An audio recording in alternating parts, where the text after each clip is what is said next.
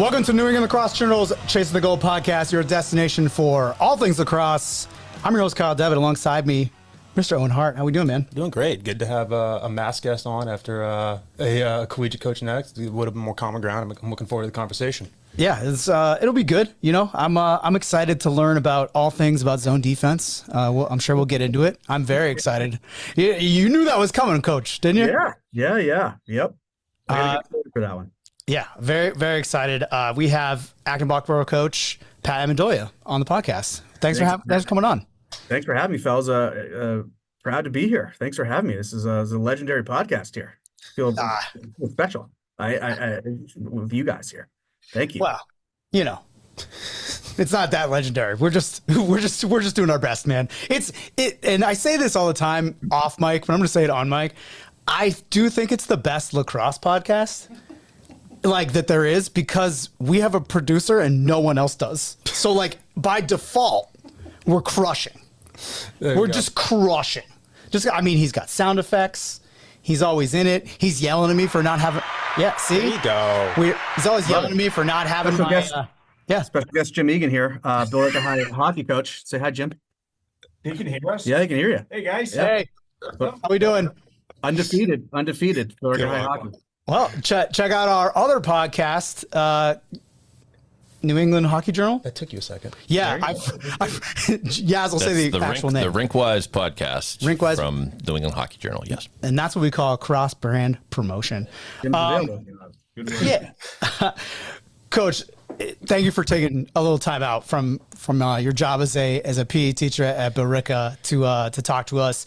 I think I want to start with, Massachusetts is, and I've said this so many times, it's such a unbelievable beast of a state for lacrosse and to cover, and there's so many divisions and conferences and all these things. And I feel like I've been hearing about AB since I started, and you're a big part of that. When you took that job, what were some of the first things that you did to kind of instill a little bit of your culture into the program? I took over in 2008. So I'm from AB, went to AB, 1999 grad. So, was excited to get an opportunity there. So, essentially we had an alumni game the season before, and I could see it on the kids' faces. They weren't having fun. They weren't having that, much success. And, I didn't like it. I thought it was, something I needed to fix, and just went back and, I certainly learned a lot. I mean, this is going in my 17th year. I was not good my first 2 to 3 years of coaching. I had to learn a lot and certainly change over time. So, I think at the end of the day, I think you have to kind of model yourself after your coaches that you had that you admired, and kind of put the things you like that they did, and kind of just formulate that as best you can. And that just was number one is hard work and really putting the pride into the name on the back, the name on the front of the jersey, not the one on the back, and making it fun. And if you're having fun at it, you're going to go and you're going to want to come back to practice the next day and work hard at it and get better. And I think just working hard and having fun is huge. I think if it's not fun, it's tough to get the kids to buy in. One of the things the reason I hear about AB, I think when I was starting, is I would talk to coaches that play against you and they're just like, God, I hate playing against AB. I hate playing against you. And as a coach, you must be pumped to hear that, right? Like that's kind of maybe not what you work towards, but like it's kind of the ultimate compliment, right? Yeah, like totally. I hate playing against that team, and teams hate playing against you. Why do you think that is? Well, listen, I try to be very nice to all the coaches that we play, and I try to, love them up. I think a couple things. I don't know. I mean, we've been doing well. I think maybe over the last 5 years or so, we had a really good run in 2014, won the state championship, but we really weren't blowing teams away. I think last 4 or 5 years, we've really kind of been able to get to the scoreboard a lot more than we have. That's just by we changed the way we attacked the goal and changed our approach on transition. Why do they not like us? Because we score a lot of goals, maybe. I don't know. We always, I mean, we try to play pretty stout defense, and we always have, like we've been loaded the last 4 to 5 years with really, really good players. And I'd love to take credit for teaching those kids all they know, and I can't. They've had a pretty good upbringing in our youth program. They do a lot of club stuff. We make it fun for them, so they keep working hard and trying to improve themselves. I mean, we have nice facilities at AB, or nice enough, I should say, and kids are down there on the turf shooting all the time. I mean, there are kids that don't even play lacrosse; they just go down there, buddies with lacrosse, that can shoot because it's just the thing to do down there. So, it certainly has been a good place to coach. Kids have been great, parents have been great, and it's been a great place to coach. Again, I don't know. I mean, I feel badly that they don't like to play us, but I mean, we don't go over 19 goals. 19's our limit. We don't go over 20. So it can't be that bad. It can't be that bad. We don't get too many penalties either. We try to stay out of the box, try not to be jerks. Listen, we're high school kids too. And, I mean, I'm not the nicest person on the sideline either, but I try as best I can, I guess. I graduated Westwood in 2019, so I've only known AB as a powerhouse. And you talk about when you got there, like, and not being up to where you guys are now. Like, what was the progression like? Was there a specific turning point you can look to, or just kind of gradual over time? Like, what did that go from where you started to where you guys are now, where you're always D1 title contenders? Like, anything in particular you changed in those years? Great question. Westwood, I believe you beat us. We're 2 versus Westwood since I've been there. I said that to Kyle before we started. He knew exactly what that all-time record was, by the way. He went into the podcast. He's like, "Oh yeah, let's look this up." I was on that team in 2019. I didn't play, but yeah, we were there. It was their senior night. It was a really good game. It was one goal game. One goal game. Yeah, you guys had a lead. We came back a little bit and had a chance to tie at the end and missed, and you guys outplayed us. That's my last remember when moment of the podcast, I promise. But as you were saying, sorry. I totally forgot the question because I was so, I just thought about, just repeat the question again. I'm sorry. So, yeah, I didn't mean to bring up past trauma. I was saying, but you guys were solid that year. Their only loss of the season. It seriously was, yep. But just, I've only known you guys as a powerhouse. Enough, Kyle. So just going back to like when you started to where you are now and how good you guys are and always a top team, like, was there a turning point that was like, this is really different? Like, what changed from you to coaching wise? Like, what was the leap you had to get over from where you started to how you guys are always a juggernaut now? Yeah, I think, we didn't make the playoffs my third year, 2010. We had some off-field issues and had guys suspended and missed it by 1 game. That's back when it was a 50-50, if you weren't 500, you don't get in. So, I think that kind of, was the only time we haven't made the playoffs and we had to turn something around. So I think we took a little bit more of a look at what we do off the field at a season, a little bit more with more seriousness. And I think the way we approached the way that we played was just we got to be faster. We've got to. I think we've made it more fun. I mean, when you don't make the playoffs, it's not fun. So I think we tried to let the kids a little bit loose and compete a lot more at practice. And we stopped running as much. We used to hide that running in drills and things. So I mean, I was also a football guy and I loved playing high school football, but I hated going to football practice because it was just, it was hard. It was long. You ran at the end and it was just like, you just were high-fiving your teammates because you didn't die, that practice for whatever reason. So I think we made it fun. We got guys to play a lot more in the out of season, a lot more club guys. We did have a bunch of clubs move in and had their home bases out of Acton, for better or for worse. So that helped get the kids playing out of season. So but I think just what we did, our football program, I had a great coach, Coach Maver, connected the varsity program to the youngest level of football. So we do the same with lacrosse, where we call it like the buddy program, where like each kid on the team is assigned one player from the youth program at the lowest level, and they're buddies, and they like go to each other's practices, they go to games, they like hang out. They're buddies, and they come to our games, and we hang out and we give them high fives and autographs and all that, and it kind of sparks a little bit of pride in those young kids, and it's it takes them all the way through to when they graduate and they become the varsity players. So it's like it's come full circle. So it's good. We've got guys that had buddies, when they were in the youth program. So it's that I think is huge. It's interesting. I think we've had every high school coach we've had on the last couple of months has said they have a similar program. Yeah, right. Like Falmouth, like we don't do that hop just because like there's not, first of all, there's not enough kids. Yeah. Just because like we're such a small school, but there's a similar vibe where the kids are like, oh, I can't wait to play like with the big kids, and they practice right after us and all that stuff. But I feel like that's one of the keys to building a successful program in a state like Massachusetts, New Hampshire, anywhere where you have a through line, right?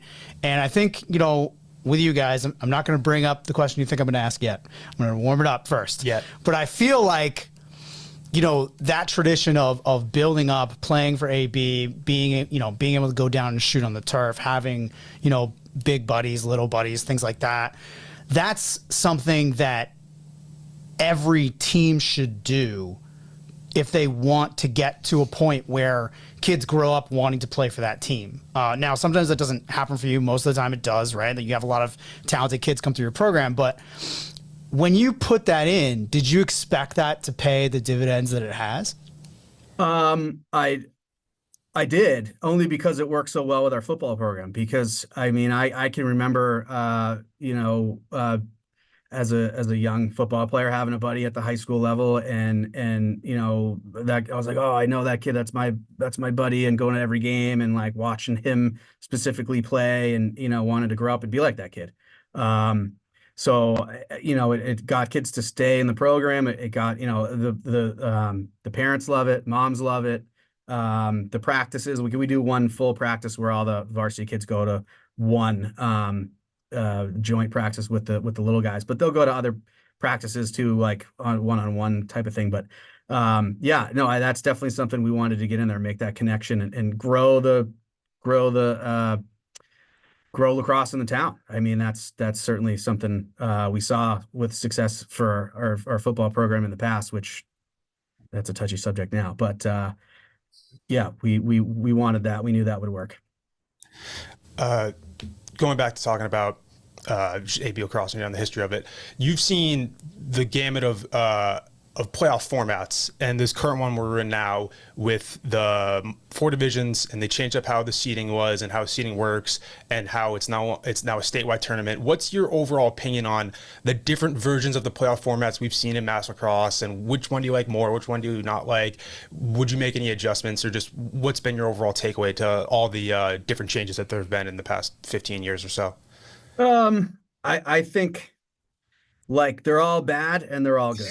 There's there's flaws to each one. At the end of the day, I think the one we really had that worked pretty well is when we just kind of we had the power seeding part of it, and like we didn't have the goal differential thing. I think when we had the power seeding, it was more of the catalyst of what kind of got you seeding. I think that's how he did it. But it was like that, your win-loss record, and like the coaches poll, which I never voted in. I was like, what coaches poll is this? Like, I'd have never even voted in one. I don't know what this means, but that's where I think we had it. The like, in terms of seeding, I think that's where we had, the best, the best outcomes. I think they're still pretty good. Like, when you look at all the brackets, like, there's few upsets. Like, there are upsets, but there are few. I think they typically, they get it right. But the one issue I have with it now is the differential. And it's like, it was 10 goals. I think they moved it to 7 or 8 now. So 7, it's yeah. So it's like, when you're up by 8, the game's over with 2 minutes to go in the fourth quarter, but you need those points, so you leave your guys in. It's just, you're hurting the guys that don't get in as much. It's other coaches, like, that's maybe why they get pissed off, because we're trying to win by 10 or 7 now. So it's that if it's going to be an issue of who scores more goals and what gives you more points, like, it should be more of on the defensive side, like how many you let in as opposed to how many score. So I don't agree with that number. I don't agree with points for how much you win by. Like, it's just incentivizing us to win by 10.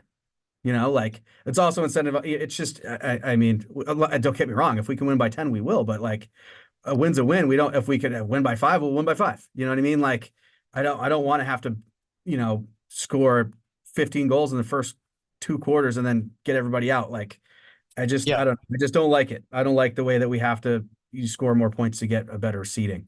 Ours is all, New Hampshire is all head to head. Yeah, winning percentage, right? And winning percentage. And we get yelled at by, I'll just say it, our administration hates when we beat teams like 20-2.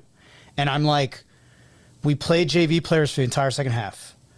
Do you want me to tell the JV kids not to get goals as varsity players? Like, that's weird. That doesn't make them want to do it. Do you want me to put shackles on kids that never get to play varsity? That I hate that. I don't like tough. That. But at the same time, like, I get it. If there's a couple games last year, we're winning 10-0 in the first quarter.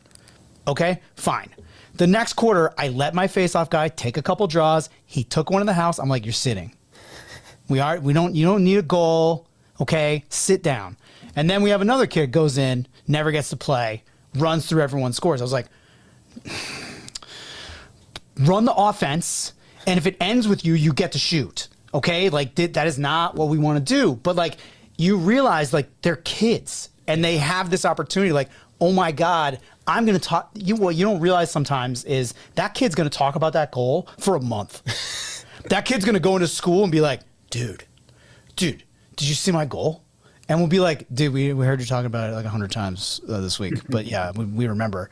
And, you can't like take away the joy of the game from the kids. Yeah. Because I don't love doing that. I don't want to win 20-2. It doesn't help anyone, but it does.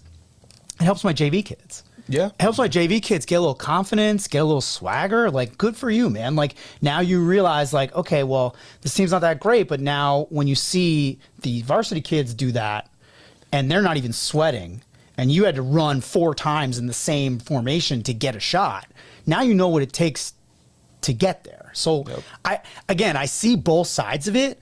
But I do agree that, like, you have the Bill Tierney rule. The 19 goals is the Bill Tierney rule. Well, we've gone over it a few times, but those are special occasions. One was a mistake, and one was a game was getting a little out of hand, so we had to get up to 12 to run the clock. And when that was our 20th goal, then we just pulled everybody. But we try our best. Are you serious about playing your sport in college? Do you need a flexible education that allows you to maintain your practice and competition schedules while also preparing you to succeed at the next level? You should check out the University of Nebraska High School. UNHS is accredited and offers more than 100 online courses, including NCAA-approved courses to protect your academic eligibility. Students could earn a UNHS diploma or take a single course for transfer credit. Courses are college prep, self-paced, and available 24/7, 365. Enroll anytime and take up to a year to complete a course. Visit highschool.nebraska.edu today. One of the things I really wanted to ask you about, I alluded to it earlier. Not that one. The zone defense. I once did a story on Wesleyan and their famous backer zone. And actually, when I was a college coach, I ran a backer at Emerson.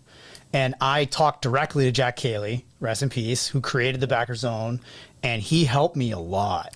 And I can't run it with my kids because they're not, how do I say this diplomatically, smart enough to run it. Yes. Yes. Dude, that was on legitimately repeat in my in the office at Emerson. That's awesome. I would just sit there and just be like, yes, double. Cal, can you describe for those listening, audio listeners, without video as to what you just saw? Sorry.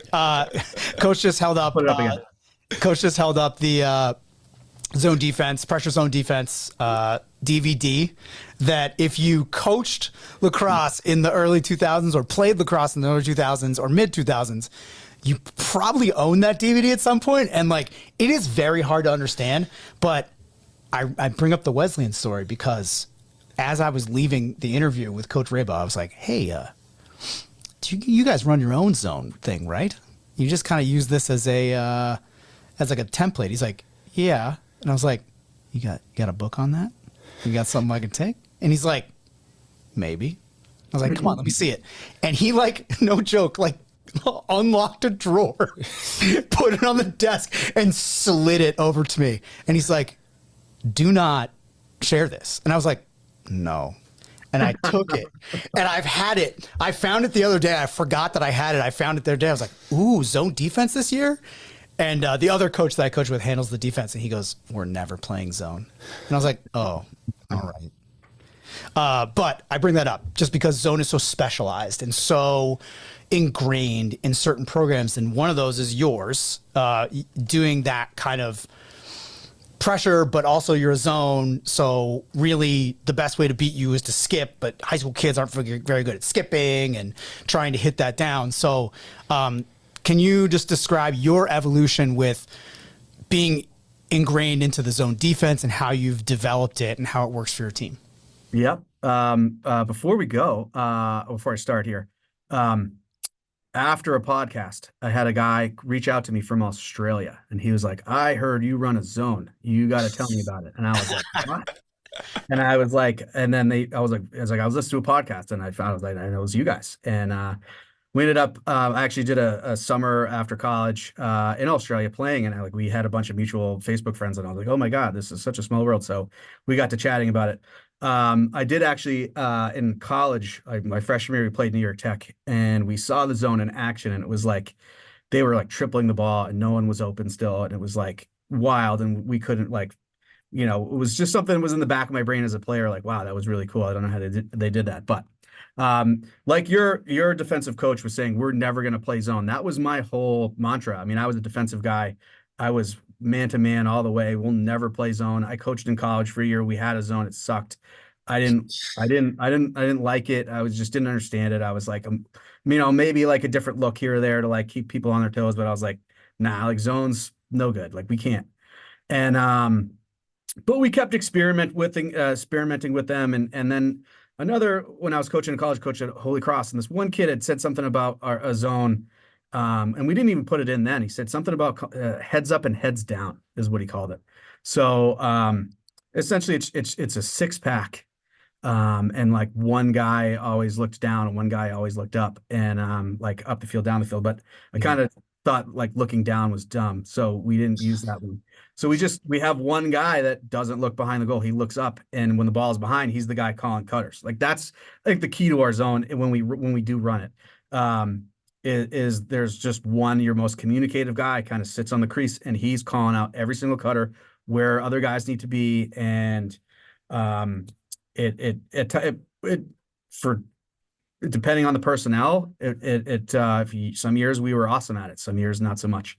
But one year we played it. We also got really good at it. One year we really played it exclusively, 2018, only because we could not play man-to-man. We just couldn't stop man-to-man. So we jumped into the zone and we got really good at it. We exclusively played it. We didn't play man. We just didn't. And we would in transition get into our man, and as soon as we could, boom, we would jump into the zone, and we got really good at it. And teams don't play against zones, and they don't play against good ones. So like it's hard for teams to break it, and we weren't that good. We really weren't. We came in fourth in our league that year and went to the state championship.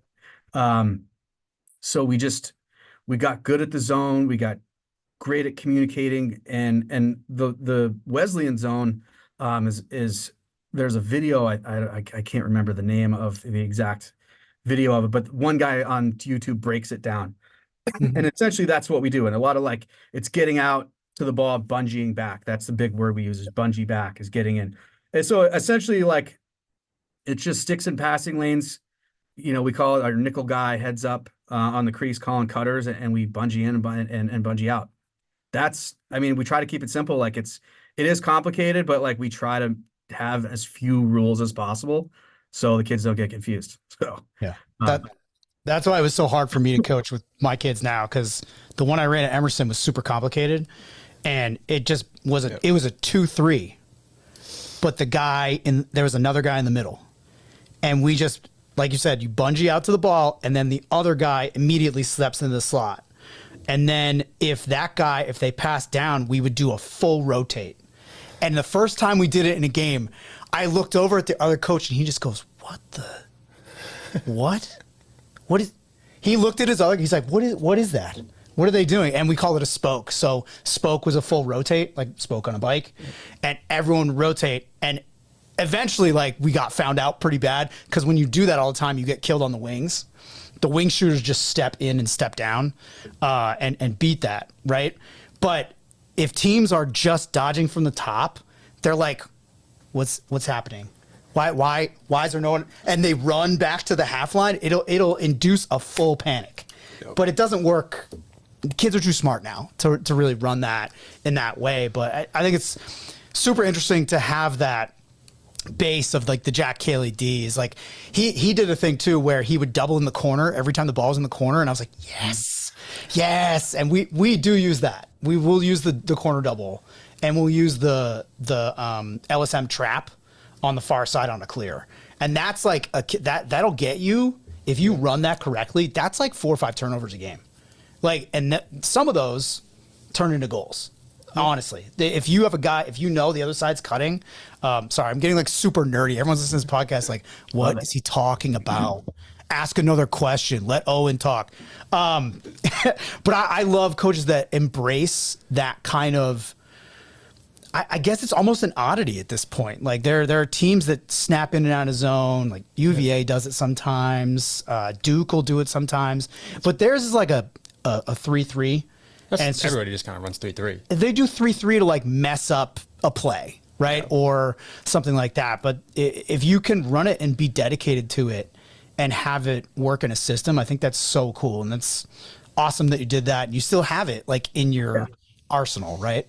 Yeah, it's in our back pocket. We put it in, over time throughout the year. Like, we don't come out, beginning of the year running zone. We just can't. But we practice it, and once we feel like maybe if we're up by a ton, we can throw it in and practice it there. But we've had pretty good individual defenders the last couple of years, so we haven't had the need. We've also had some pretty good goalies too. So we haven't played it that much the last couple of years. But like, again, when we don't have the guys, and we had the right personnel, like communicating wise, they weren't necessarily the fastest or the most athletic, but they really bought into the zone, and it stifled teams. I mean, there are some teams we beat that we had no business beating, just because we could hold them to 6-7 goals. Yeah, good goalie is essential. If you have to have a guy who can shut the door. If you got a guy that can shut the door, you can run a zone. They can stop a long distance shot, because you're trying to give up those little intermediate. Well, it's frustrating. When I was talking to the Wesleyan coach about it, Rabo would just be like, frustration shots. Yeah. We win games because we frustrate people. They won the championship in 2018, frustrating the unfrustratable Salisbury Seagulls in the D3 National Championship, because that's what they did. Yep. And it's just so happened to be the year I did the story and we had formed that connection and stuff. But it's just so awesome to see that thing. It's almost like a pariah when you talk about it with certain coaches. They're like, zone's stupid. Yep. Like, we're not doing that. Like, I'd rather talk about our 3-2 man down defense. I'm like, okay, 3-2 man. Everyone does that now. Thanks. The gatekeeping of lacrosse is hilarious to me. But we've experimented with zone a couple of times, and you briefly touched on it, that sometimes the detriment, it can neutralize your top defenders and take them out of positions to go take the ball away, make a play on the ball and stuff like that. The other thing that we ran into when we would experiment with zone was getting our offense, because not many people run it, so you're practicing zone defense versus an offense that they want to get looks against man. So how did you balance that, getting your offense looks against mainly teams play man defense to try to get them in the habit of playing that. If they're playing against a zone defense and they go play against 20 man defense in the regular season, they're going to be out of funk. Like, how did you balance those two things of getting your offense and defense playing two different ways?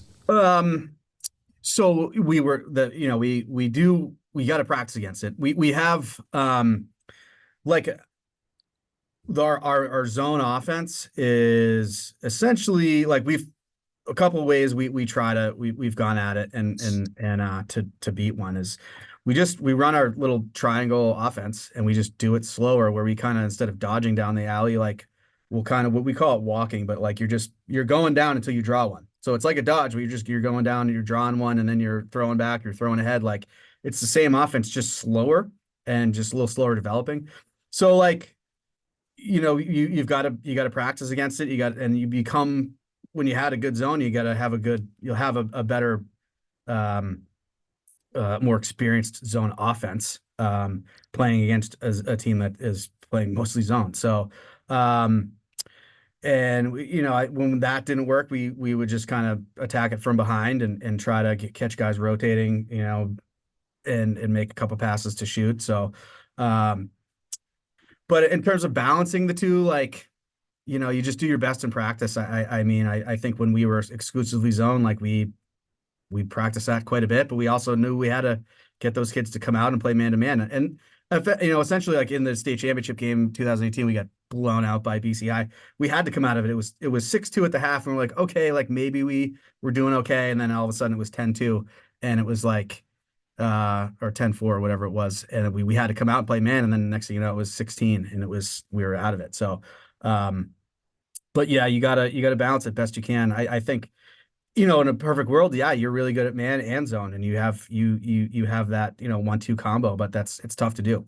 So, I mean, I think we were exclusively zone or exclusively man with like a little bit of zone sprinkled in, like, to out of a timeout or whatever. So that's kind of the way we went with it.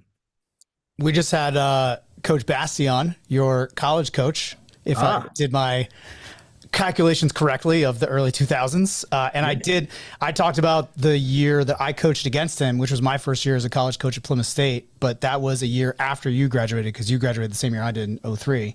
Yep. So tell me, I was talking to him a little bit about that team and how, like, when I was coaching against him, I was like trying to get my subs on. My subs couldn't even get on, and they were scoring. Like, it was just crazy.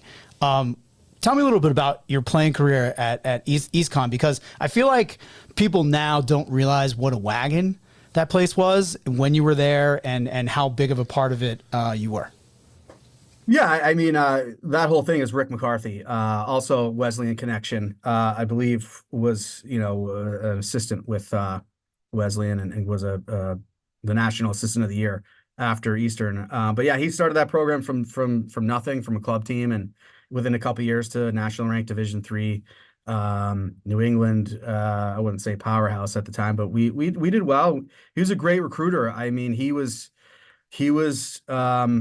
getting out there and getting guys that weren't getting looks other places. He would, maybe find guys that needed a second chance, or third chance at times. And we had good players, man. We had a Johns Hopkins transfer, Mark DiGiovanni, one of the best players I've ever played with. We had Shannon Slago, who was a South Hadley kid who was getting recruited by, well, I wouldn't say he was getting recruited by, but he was, Tierney was at Tufts at the time, or not Tufts, Princeton, and was wanted him badly, but then looked at his grades. So, sorry, Shannon, but one of the best defensive players. I mean, that's how I modeled. He was the best defensive player I've ever seen.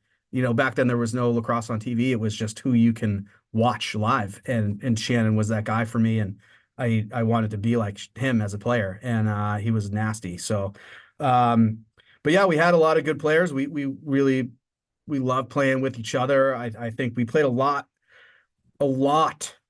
in the summer together. That's back when we had an inappropriate name for our summer team, but we would play a lot together. So we knew each other. We wanted to get better together, and we're always around each other. And we still play, even post college, we played together a ton. So we were just a bunch of lax rats. I think that's what Coach McCarthy ended. He was there my first 3 years, and then Basti came in our senior year, and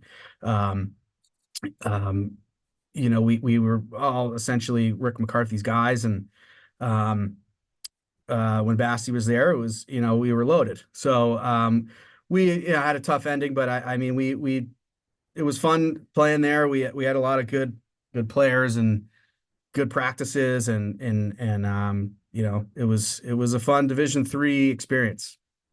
So yeah, just getting back into AB and stuff like that. You mentioned don't score over 19 goals. That's your limit. And I mentioned briefly on the podcast that there's a lot of like certain dogmas or rules. Do you have any other like militant stuff that your team needs to abide by? Any like hard and fast rules? Like anything that you believe like this is how we play? We don't do X, Y, and Z. We do this kind of thing. Any kind of ways that you believe this is how we should play?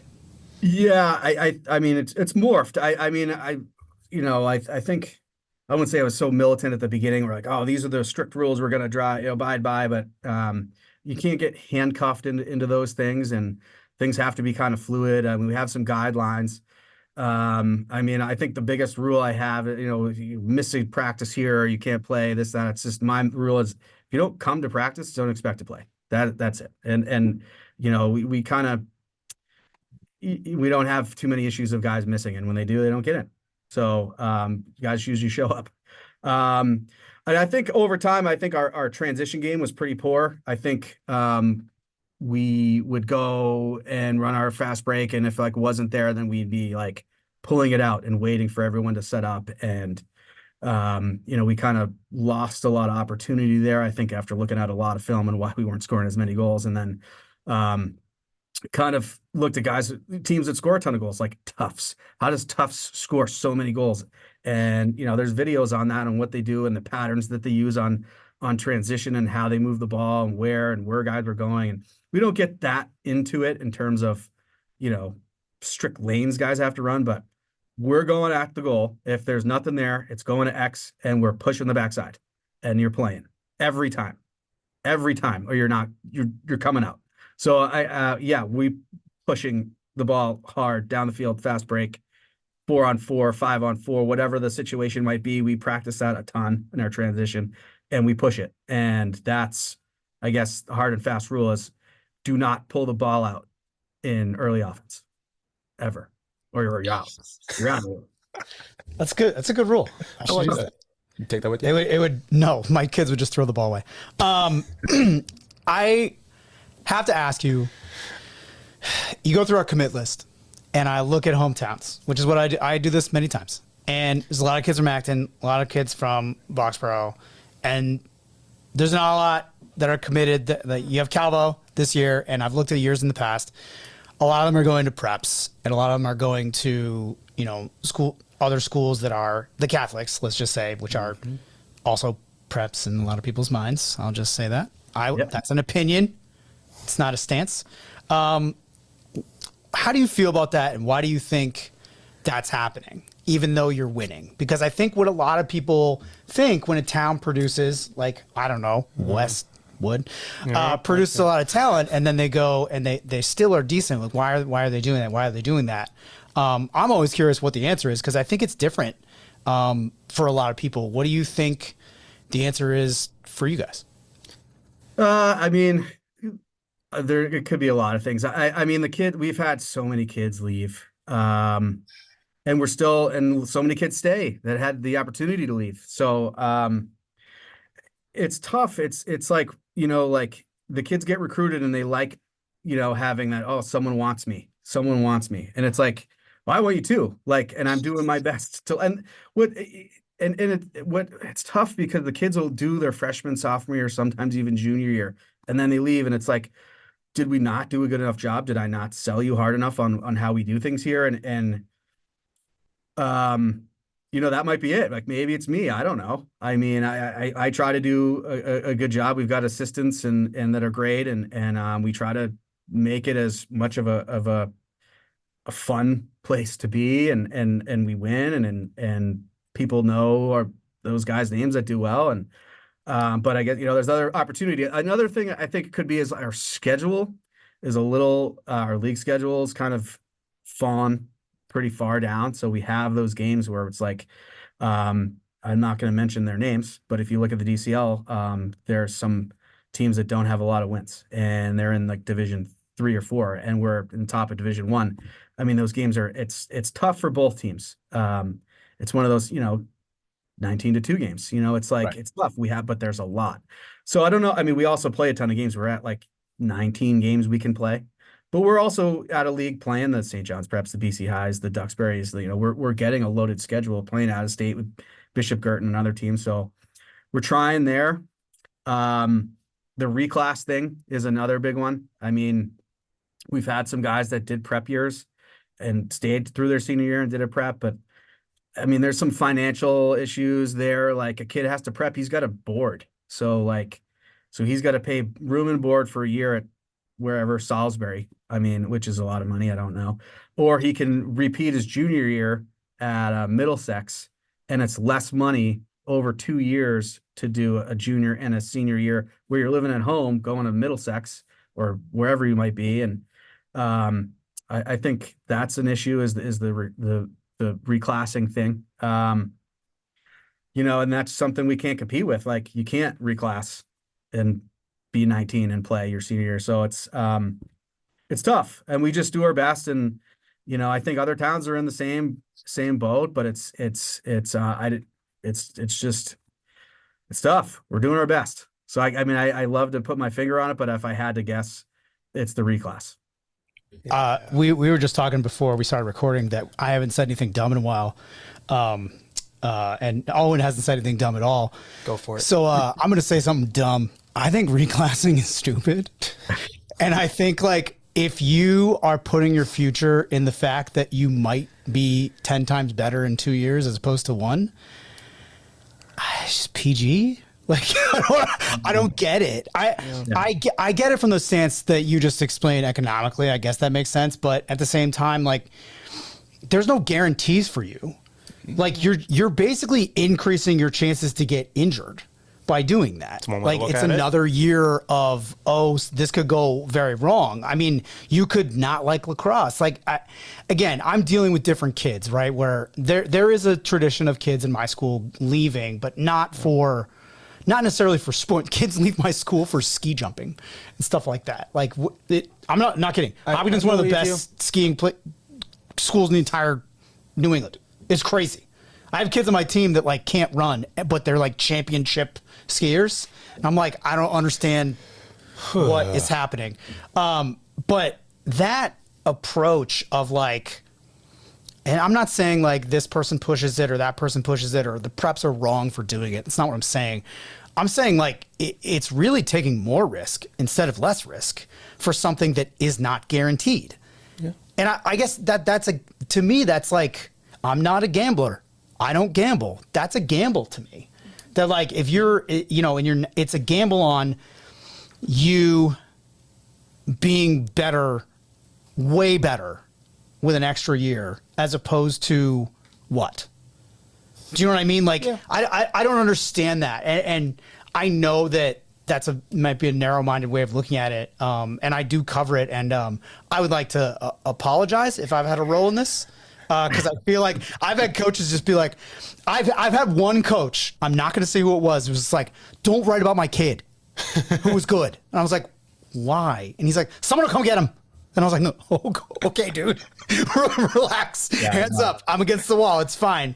But I think that in Massachusetts, it's a huge, I don't want to say issue, but it's a thing that's happening with a lot of these elite kids on elite club teams, and, like, it doesn't work. It's not guaranteed, and I feel like it's being not sold is the wrong word. Find it. Presented. There you go. Presented as a guarantee, and that is wrong. Yeah. And if you're a kid listening to this or you're a parent listening to this, I got to tell you, there's no guarantees in sports. I'm so sick of. I coach U10 kids on the weekend now in box, and they're like, Coach, by the way, I hate, tell me if you know your kids do this. What? They say versing instead of playing against. No. They're like, Coach, who we versing? Do you hear that? You were nodding your head. Yep. Yeah. What is that, teacher? That's who we got. That's who we versed him today. Dude, I hate that. That is not the correct usage of that word. I have a degree in English literature. That is not what that means. That's awful. It's even worse. They say no, because this gets me too. It's verse. It's like Red Sox versus Yankees. The word is versus. Yes. Right? Yes. They just say verse. So then well, like you said, they turned it into a verb, which I guess is even worse. Yeah, versing. Yeah. Not a word. Sorry, that was tangent. That was a very random aside, but I do think that's it. There's no real. I'm not offering a solution, or I'm just kind of complaining about it, I guess. But like, I feel your pain having to deal with that, because sometimes it works out for the kid, but sometimes it doesn't. And then what's the kid gonna do? Like, it's not like, oh, I'm gonna reclass and I'll just go to like Trinity. Like, there are kids that say stuff like that. I've heard it with my ears. Like, that's not how this works. Like, you have to be the best you can possibly be. If you think that gives you a better chance, I guess, but it's not always true. No. And it's like this weird, sugar-covered carrot that people are just like waving in front of kids. It's like, it's not a guarantee. And I don't like when things are sold in lacrosse as guarantees. It's just a straight up no from me. Yeah. I don't know if you have any other feedback on that. Yeah, no, I am with you. It's just, I think it's, if they go through their junior summer and then don't get the phone calls that they want in September, like, oh, well, maybe I'll just try again and see what I could get. I don't know. There's that. I mean, and then the other piece I was talking to with Johns Hopkins coach is like, what happened to redshirting? Why don't you bring the kid in? Yep. And like, if you're going to say, oh, PG, go here and do that, well, why don't you just bring him in? Yeah. Get the kid like a master's degree on the way out too. Like, what happened to that? I don't see any red shirts anymore in lacrosse. Maybe it's just me, but like, why not bring them in, put them in your system for a year, and then you have them? Like, it's just, like, because that guy. If they did that, it wouldn't kill me so bad. I'm gonna tell you why, and I'm gonna get in trouble again. Proud of you. Two reasons for that. One, that kid could be a kid we get from the transfer portal. Yeah. And two, there's roster limits coming. Oh. And that's not going to be good for all these D1 schools. And now there's a hard cap on, there's only 75 D1 schools, and you're only going to be allowed 45 or 50 kids per school. Let's all do the math. How many kids are D1 kids? How many kids think they're D1 kids? 80% of those kids are going to be disappointed. Yeah. And that's how that's going to go. It's going to be, it's good for competition in a way, but it's also, and it's good for Division III, unless Division III gets those rules too, which would infuriate me. But the way that they're trying to restructure everything with rosters, and it's not even lacrosse that's the cause of it. It's football and basketball and NIL and transfer portal. Transfer portal is way worse than other sports.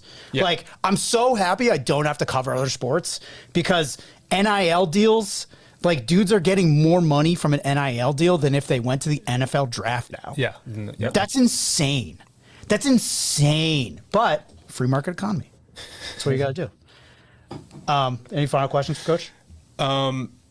I guess you talked about your schedule and the parity that exists in it. But one of the special things that Mass has, that my favorite week, the April break week and all the tournaments that go on, it's the first kind of, like, you get to see who sits where in the hierarchy. And you guys obviously have the Players Cup. Just talk a little bit about how special that is, and kind of how big that whole week is for the entire state, and just all the special games that go on and what that tournament means.